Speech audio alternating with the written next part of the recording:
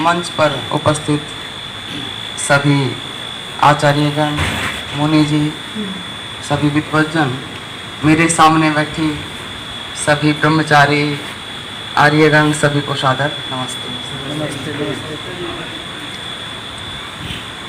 बात क्योंकि हर व्यक्ति के अलग अलग विषय होते हैं, जिसका जो होता है वो उसी पर बोलता है, तो मेरा थोड़ा सा ब्रह्मचर्य पर है तो इसी पर बोलता हूँ मैं भी। स्वामी जी ने बात कही थी कि जिसके जीवन में उत्साह नहीं है वो जीवन में सफलता प्राप्त नहीं कर पाता, अपना लक्ष्य प्राप्त नहीं कर पाता, और जब उसे वो चीज नहीं मिलती तो फिर वो तनाव में चला जाता है, निराशा में चला जाता है। और आज WHO के आंकड़े बता रहे हैं कि भारत, चीन और अमेरिका एक टॉप में है जो डिप्रेशन में जिनके नौजवान हैं। जब बात भारत की आती है तो वहां थोड़ा सा दुख होता है, क्योंकि जिसने पूरे संसार को जीना सिखाया, जिस देश में वो विद्या रही, वो सिद्धांत रहे कि व्यक्ति मृत्यु तक से भयभीत नहीं होता था, आज छोटी छोटी असफलताएं उसे क्यों घेर लेती हैं? छोटी छोटी असफलताओं के सामने वो क्यों घुटने टेक देता है? कहते हैं यदि व्यक्ति को कोड लगा हुआ हो और जेल में बंद हो और कोई उसे मरने की बात कहे तो वो अपने कानों पर हाथ रख लेगा, उसे मृत्यु पसंद नहीं है। कोड लगा हुआ है, जेल में बंद है, फिर भी वो मरना नहीं चाहता, वो जीना चाहता है। लेकिन जिसने हमारी इस विद्या को जाना, हमारी संस्कृति को जाना, वो एक नौजवान, जीवन देखिए, वो एक नौजवान जेल में बंद है, फांसी की सजा हो गई, अधिकारी लेने के लिए आए तो क्या कर रहा था वो नौजवान? दंड लगा रहा था, व्यायाम कर रहा था। वो कहते हैं जिसे फांसी की सजा हो जाए उसे तो नींद नहीं आती, अनिद्रा रोग हो जाता है, और तुम व्यायाम कर रहे हो। तो वो नौजवान कहता है अरे मर कौन रहा है, ये तो आत्मा है, शरीर बदलेगी और जो मुझे अगला शरीर मिलेगा मजबूत शरीर मिलेगा। और राम प्रसाद बिस्मिल ब्रह्मचर्य के ऊपर खूब अच्छा लिखता है। मृत्यु के बारे में उसने कहा कि दुश्मन के तेज खंजर से मुझे डरना नहीं आता, बहुत मजबूत हूं मैं, समय के आगे मुझे झुकना नहीं आता। अमर है आत्मा मेरी, विरोधी ध्यान से सुन ले, भले ही फांसी पर चढ़ा दे, पीछे मुझे हटना नहीं आता। ये थे हमारे क्रांतिकारी, ये था उनका आत्मबल, ये था उनका चरित्र और ये था उनका ब्रह्मचर्य। जब बात ऋषि दयानंद जी सत्यार्थ प्रकाश के द्वितीय समलास को लिखते हैं, सत्यार्थ प्रकाश के द्वितीय समलास में, सत्यार्थ प्रकाश में अनेकों जगह, केवल सत्यार्थ प्रकाश में नहीं, ऋषि जी ने जितने ग्रंथ लिखे हैं अनेकों जगह ब्रह्मचर्य का खूब महत्व बताया है। मैंने सुना था डिप्रेशन होता है, पर मैंने अब देखा है नौजवानों को कि डिप्रेशन में हाल क्या होता है। हमने देखा है रात रात भर सो नहीं पाते, बेचैन रहते हैं, नींद नहीं आती। कारण वही है, वो ठीक से अपनी विद्या को जान नहीं पाते। जब सत्यार्थ प्रकाश का द्वितीय समलास ऋषि दयानंद जी महाराज लिखते हैं और वहां पर माँ को शिक्षा देने की बात करते हैं तो कहते हैं माँ अपने बच्चों को ब्रह्मचर्य का महत्व बताए कि अपने उपस्थितियों के साथ कुचेष्टा मत करना वरना नपुंसकता आ जाएगी। माँ सिखाई, इतना ही नहीं अपने बेटे को सिखाए कि वीर्य रक्षण में आनंद है और वीर्य नाश में हानि है। इतना ही नहीं, ऋषि दयानंद जी महाराज लिखते हैं ब्रह्मचर्य नाश करने वाला महादुख सागर में डूब जाता है, महादुख सागर। ऋषि दयानंद जी महाराज लिखते हैं कि ब्रह्मचर्य तो सब आश्रमों का मूल है, जड़ है, और उसके नष्ट होने पर सब कुछ नष्ट भ्रष्ट हो जाता है। और ब्रह्मचर्य का जब महत्व लिखने लगे तो कहते हैं आपको जिस भी जीवन क्षेत्र में सफलता चाहिए उसके लिए आपके अंदर क्या होना चाहिए? आपके अंदर उत्साह होना चाहिए। आपके अंदर साहस होना चाहिए, आपके अंदर पराक्रम होना चाहिए, आपके अंदर धैर्य होना चाहिए, आपके अंदर बुद्धि होनी चाहिए, आपके अंदर तेज होना चाहिए, आपके अंदर आरोग्यता होनी चाहिए। और ये सब चीजें किससे आएंगी? ऋषि दयानंद जी एक ही चीज में बता देते कि ब्रह्मचर्य से सब चीजें एक से आ जाएंगी।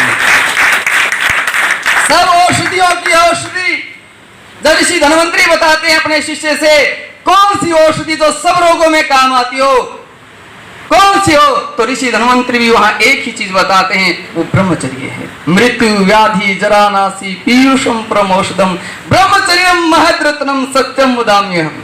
ब्रह्मचर्य को सबसे आगे रखा।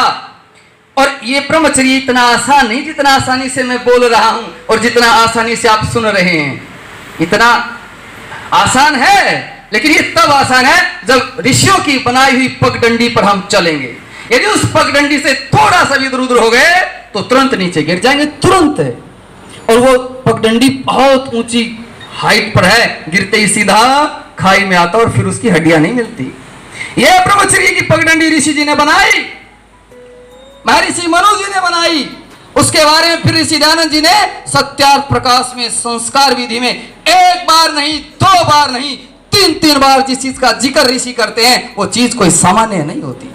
तीन बार जिक्र करते हैं ब्रह्मचर्य का।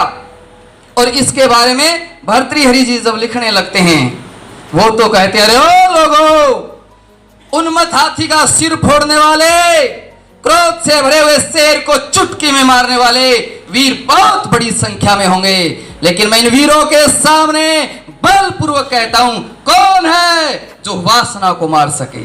तो फिर ऋषि जी लिखते हैं, विरला मनुष्य, कि कोई विरला ही मनुष्य होगा। तो आप सामने बैठे हैं, ये समझिए संसार के विरले लोग हैं, विरले लोग।